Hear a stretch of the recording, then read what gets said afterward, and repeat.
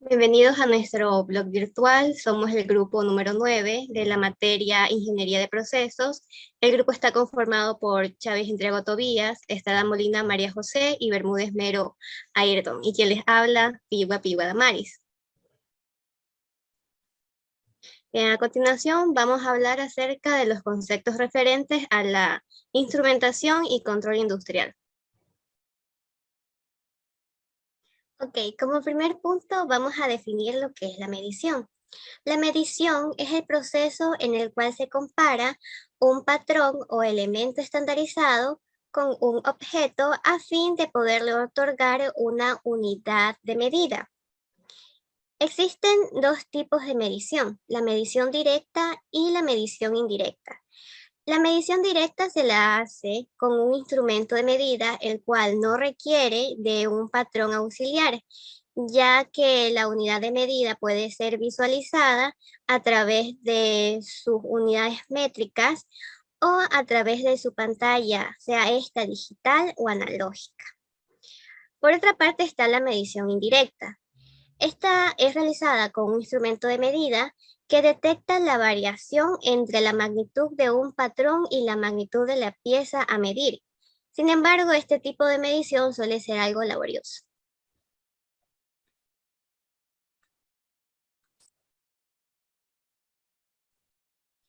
Seguido a ello, vamos a hablar acerca de los instrumentos de medida.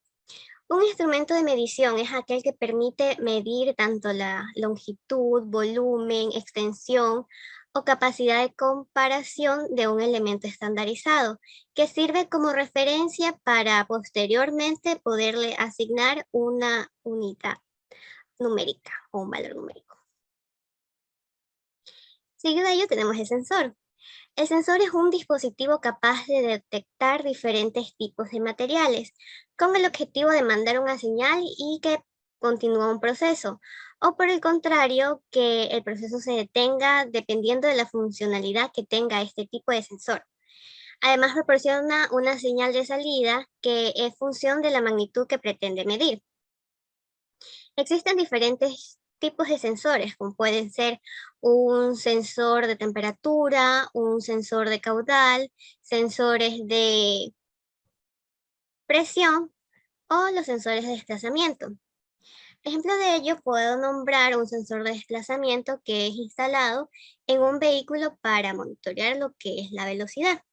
Al momento de que el conductor sobrepasa los límites de velocidad, el sensor emite una señal de sonido, alertando tanto al conductor como a los pasajeros.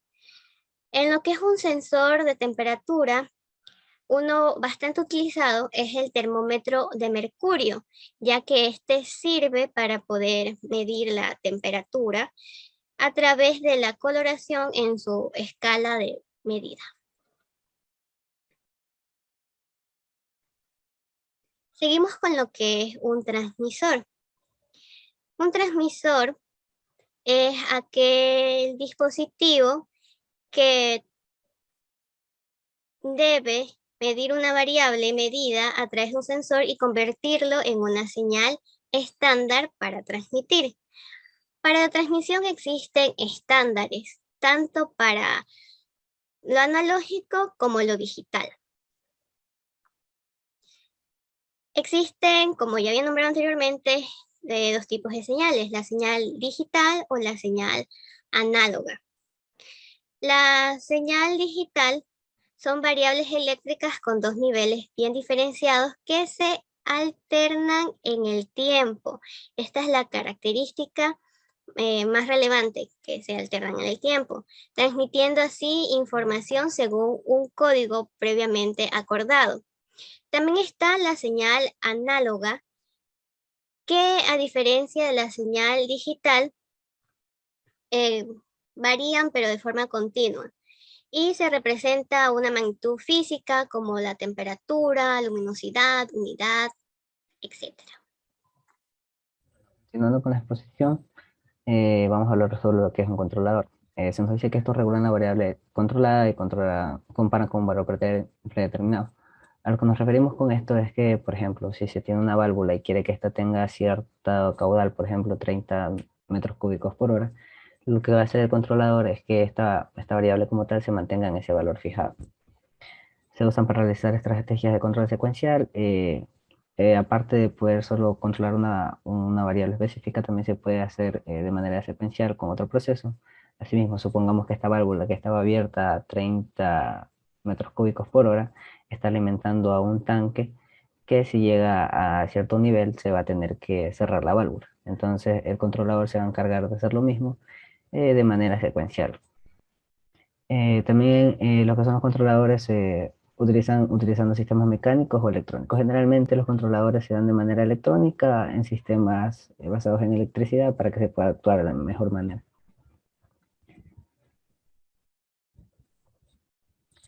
Entre estos controladores o sistemas que tenemos que pueden ayudarnos a hacerlo de manera secuencial o de manera directa, tenemos tres, lo que es el PLC, el DSS y el SCADA.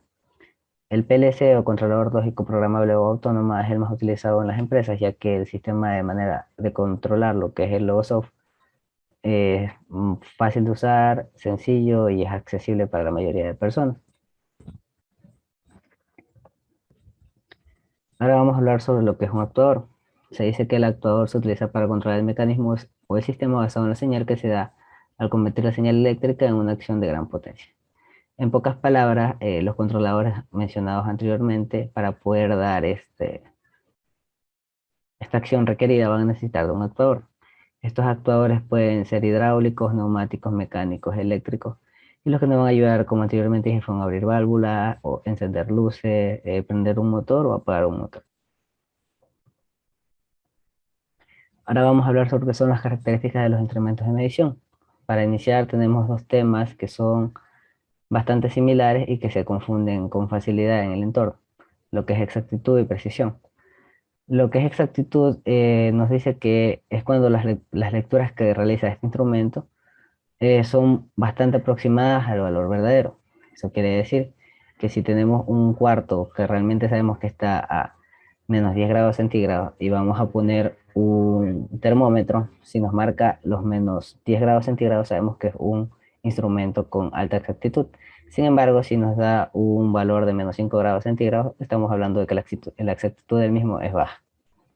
Ahora, por otro lado, la precisión es la concordancia entre los valores que dan. Es decir, por ejemplo, en el mismo caso, la precisión del termómetro, es decir, si marcó al primero 10 y lo volvió a marcar 10 y luego volvió a marcar 10, quiere decir que tiene una precisión alta. Ahora, si se tiene ese mismo termómetro y vamos a medir a menos 5 y luego mide menos 8, luego mide menos 10, decimos que su precisión es baja ya que sus valores no se repiten y están alejados. Ahora, ahí tenemos ejemplos de lo que es una combinación de ambos, como es baja precisión y baja exactitud. Como vemos, los valores están dispersos y están muy lejos del valor verdadero o del centro que queremos. Baja precisión y alta exactitud, eso quiere decir que los valores están un poco más centrados a lo que nosotros queremos, pero sin embargo siguen estando más dispersos. Ahora, una alta precisión y alta exactitud, que vemos que todos dan al centro y los valores se repiten casi al mismo lugar. Ahora, una alta precisión y baja exactitud, a pesar de que no se llega a un valor al real, que sería en el medio en este caso, vemos que la repetitividad del mismo es casi similar en el mismo lado. Ahora, la incertidumbre, siempre que se realiza una medición con cualquier tipo de instrumento, tiene un grado de incertidumbre. Este grado de incertidumbre viene dado generalmente por diferentes factores, como son el observador, el instrumento a utilizar, la naturaleza del- de lo que se va a medir o la medición, y otros factores externos. Entonces, como sabemos, el observador va a afectar porque dependiendo de su criterio se va a dar la valoración, y de los instrumentos en este caso también va a variar según la calibración del mismo. Ahora, el error de medida es la diferencia que existe entre el valor real y el valor que realmente da el equipo, o el valor que da el equipo en este caso. Ahora, generalmente esto aquí se puede dar con valores patrón o una medida que ya está estipulada, por ejemplo, en las balanzas. Generalmente antes de iniciar un proceso productivo se realiza la medición de que las balanzas estén correctamente calibradas. Entonces lo que se hace es colocar un peso patrón, por ejemplo 5 kilogramos, y se lo distribuye en la balanza varias veces para verificar que esté dando el valor que realmente es. Ahora, si en este caso existe una variación, lo único que se hace es sacar el porcentaje de error de medida, que sería el valor que realmente marcó menos el valor real dividido por el valor real por el 100 para que nos dé un porcentaje. Como siguiente punto tenemos lo que es la sensibilidad. Ya, la sensibilidad la podemos definir como la relación que existe entre la respuesta del instrumento que se esté utilizando para realizar la medición y la magnitud de la unidad que se esté midiendo en ese equipo. Bueno, como ejemplo tenemos estas dos reglas. En el primer caso podemos ver que la regla mide tanto los milímetros como los centímetros, mientras que en la regla gris podemos observar que solo mide los centímetros. Podemos decir que la primera regla tiene una sensibilidad mayor, ya que la medición que esta nos va a, podemos decir, a dar a nosotros puede ser desde milímetros, es decir, desde una cantidad mucho menor que los centímetros. Bueno, luego tenemos lo que es la repetibilidad. Ya, la repetibilidad podemos decir que es la variación causada por el dispositivo de medición que se va a generar cuando, podemos decir, el mismo operador, el mismo analista o la persona encargada de realizar estas mediciones realiza esta medición, valga la redundancia, muchas veces a la misma, podemos decir, a la misma parte, al mismo objeto que se le vaya a estar midiendo. Es decir, que todas las características, ya sea de aquello que se va a medir del personal del instrumento, sean lo más cercanas posibles a la primera medición que se tomó. Y para poder ver así qué variaciones podrían existir bajo estas circunstancias. Bueno, luego tenemos lo que es la estresis. Ya la estresis la podemos definir como la tendencia que tiene un material a conservar sus propiedades. Ya así sea que podemos decirlo, el estímulo que haya generado esa propiedad ya no se está aplicando. Como ejemplo tenemos el más común de estresis, que es la estresis electromagnética, que está teniendo como base la gráfica, podemos decir que cuando un cuerpo, ya sea en este caso un cuerpo susceptible a la magnetización, se le aplica esta, podemos ver que va a tener un aumento. Hasta que llegue a cierto punto, podemos decir, de saturación, donde esta magnetización no va a aumentar más, sino que va a permanecer constante. Hasta que va a llegar a un punto ya cuando la magnetización, es decir, ese estímulo que se le está dando al cuerpo, se ha retirado, se observa un decrecimiento. Pero esta de aquí no es, podemos decirlo, no es inmediato, sino que se va dando progresivamente, hasta que también llega a un punto de saturación. Bueno, luego tenemos lo que es la resolución. Ya, la resolución podemos decir que es la mínima variación de la magnitud, en este caso medida, que se da, que es perceptible por el equipo y que se da podemos decir, en las diferentes mediciones. Como ejemplo tenemos lo que es este barómetro, que podemos ver que sus unidades de medición van desde 0 hasta 10 bares. Y podemos ver que, por ejemplo, la mínima variación de magnitud que va a haber en este barómetro va a ser de 0.1 bares. Es decir, lo mínimo que este barómetro va a medir va a ser 0.1. Y también la mínima variación que va a existir, o sea, a partir de esa va a ser de 0.1 en 0.1. Hasta llegar podemos decirlo, hasta el valor real de la medición que se vaya a estar tomando. Bueno, luego tenemos lo que es la deriva. Ya podemos decir que la deriva es la variación continua o incremental que se va a dar, podemos decirlo, de un valor que se esté midiendo a lo largo del tiempo, debido a ciertas variaciones, podemos decir variaciones meteorológicas o variaciones de los equipos de medida que se vayan a utilizar, que ya pueden ser por el tiempo, por las calibraciones que ha sufrido el equipo, por la cantidad de uso que se le dé, y podemos decir por otras características externas del equipo. Es decir, en base a una variación lineal que tanto nuestro instrumento de medición va a estar, podemos decir, va a estar variando en relación a eso.